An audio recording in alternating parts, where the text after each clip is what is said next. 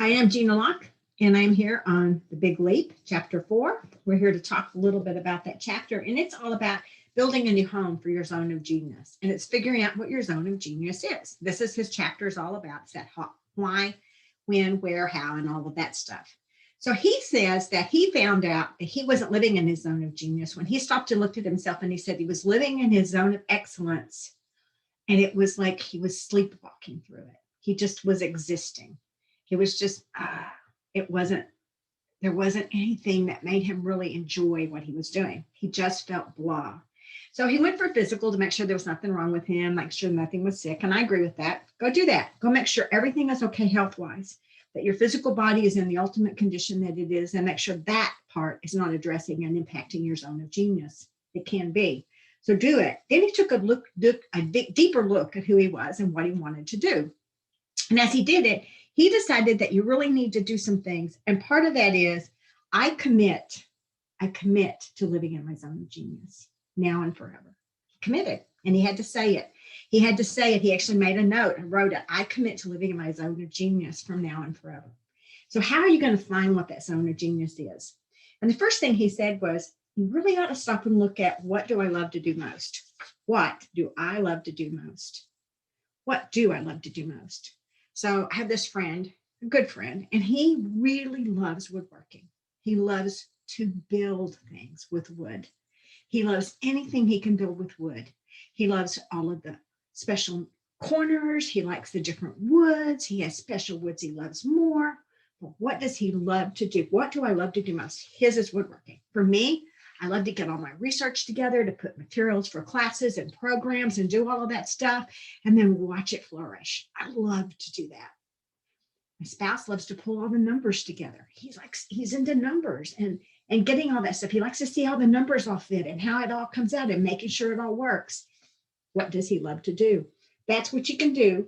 I love to do it so much, I can do it for long periods of time without feeling bored. Long periods of time and never bored with it. I never get bored doing my research. The second one is, what work do I do that doesn't seem like work? It doesn't seem like work at all. So this person who loved to do woodworking, it didn't, for somebody else to go down and build something might seem terrible. For him, he got excited about it. He was thrilled to get to go build it. He loved to build it. He was thrilled to be a part of building it. So what do I love to do that doesn't seem like work? I can do it all day long, never bored, never tired, continue to do it, get up the next day and do it some more. When I was working on my doctoral dissertation, everybody said, oh, you'll be so bored with the topic. The topic was student retention. Student retention many, many years ago, long before it was a popular topic. And I never got bored with it, and I'm still not bored with it. I still find the greatest thing to do is to find what connects the dots for people to move forward in life. And at that point, it was student retention, student graduation, to get to that next step. What do they do? It's the same thing with coaching. How do we connect those dots? It's the same thing. So that's where that is. Number 3, in my work, what produces the highest ratio of satisfaction and abundance to the amount of time I spend. So when you're doing that for him, the woodworker, is what was producing the greatest amount of satisfaction and abundance to the amount of time he spent. He stopped and looked at, and it really is woodworking. He literally can do it. He also had a lawns and landscaping business, and he could do that well, and he could make good money on it. He could go out and do it for a while, but he didn't love it the way he did building things and making things. For me, I can tell you what produces the greatest amount of satisfaction and abundance is being able to work and making a difference for others. When I know those little connections and those little clicks of building programs and putting those connections together and having people go through them and say, look at how this worked. Look at how this came together. And number 4 was, what is my unique ability? Have you ever been able to identify it? If you haven't gotten there, have you really tried? Have you explored them all to say that wasn't my unique ability? It was someone I know had gone and they had done accounting. She had all of her accounting classes. She was in accounting. She did it for years. And finally she said, I really love cooking. She became a chef. She's a chef in Colorado. She sells stuff all over the state of Colorado. And if you ever look up patty cakes, you'll find her. She's awesome. She's the perfect one. She said, what is it? That's my unique ability. And it's a chef for her. For me, It's being able to put materials and programs together that have every piece that they need, and then they work perfectly. And they work perfectly for a group or for a small group or for an individual or for a massive organization. It doesn't really matter.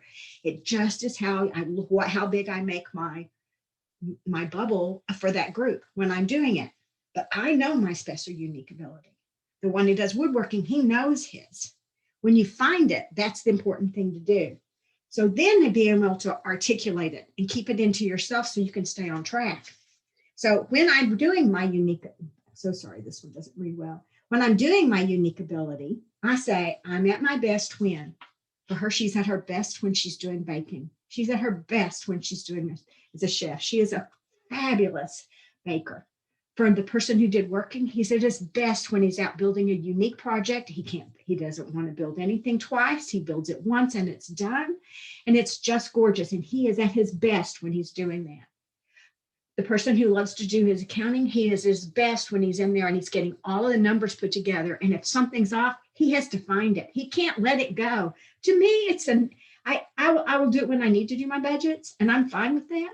But I don't sit and worry over every little tiny thing when I'm doing just my personal one. It's not a big deal for me on that one. But it is in business. But on that one, it wasn't. But for him, it's for everything. He loves to see the numbers match. So that is what he does, is that I'm at best when. The second one is I'm at my best. The exact thing I'm doing is, and for me, it's getting all the research together.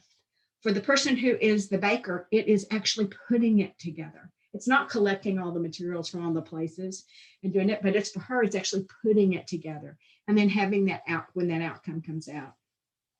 For that person who's the accountant, it's at the end of the month when everything matches perfectly. Everything was just right and it all connected and it made it worth it.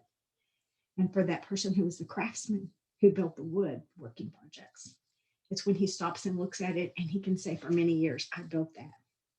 So what it is, when I'm doing that, the thing I love about it most is, and the thing I love most about what I do is actually connecting and making sure I have all the pieces together. For her that does the baking, it's making sure it's the right timing and the right order of the ingredients and how much she beats it or how much she doesn't beat it or how she flows it in or doesn't flow it in. And I bake and I still can't do all of that.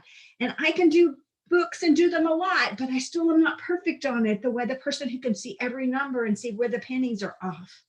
And the craftsman who knows that 1/16 of an inch will make all the difference in the world. So as you do that, they stop and find what they articulate to be as their very best and start hunting for it. So I'm going to say that I found an additional thing that's not in this book. It's not in the Big Leap, but it's called human design. And human design is a way of uniquely looking at yourself. And when I found my human design, I totally grasped who I was for the first time. I'd always known I did okay at all this stuff, but I never totally envisioned of why it was such a big deal and what I really got joy out of. And I didn't embrace it the way I did until I learned my human design. So my human design, if you want to know, and if you want to know, I do human design readings and I'm doing my certifications in it, is that it is that I'm a manifesting generator, which means I am busy, busy, busy, busy, busy, always busy, always busy, always busy. And I finally got to appreciate that myself. That's just part of who my design is. I'm a 3/6, which means I experimented on everything on earth. And then I put all of what I learned into things that worked. I did my whole life was that I'm a 3/6. It was the most amazing experience to understand that was what I was designed for as a 3/6. It was amazing. And that at my age, I'm supposed to be the role model. I'm supposed to be in there teaching and producing and putting things together. That is my mission in life. It is truly, totally awesome. And my cross of incarnation is the cross of consciousness, which is integrity, which has been the major theme of my entire life. Is this with integrity? Am I doing this with integrity? Can I live within integrity? And it was all about it. When I got my human design, it changed everything about me and it helped me stop and look at this whole book. I read this book before that, but I put this book together differently. So if you're interested in doing a little bit on your human design to help you, it is at jeanalock.com, JeanaLocké.com, and look for human design readings. And you can get a reading and I'll give you all the information that I just shared about myself. It takes a couple of hours to give you all of your info and I'll let you know everything there is to know. that you can know help you understand why you are the way you are and how to appreciate yourself the way you are. So that's chapter 4. We will do chapter 5 very soon. Thank you.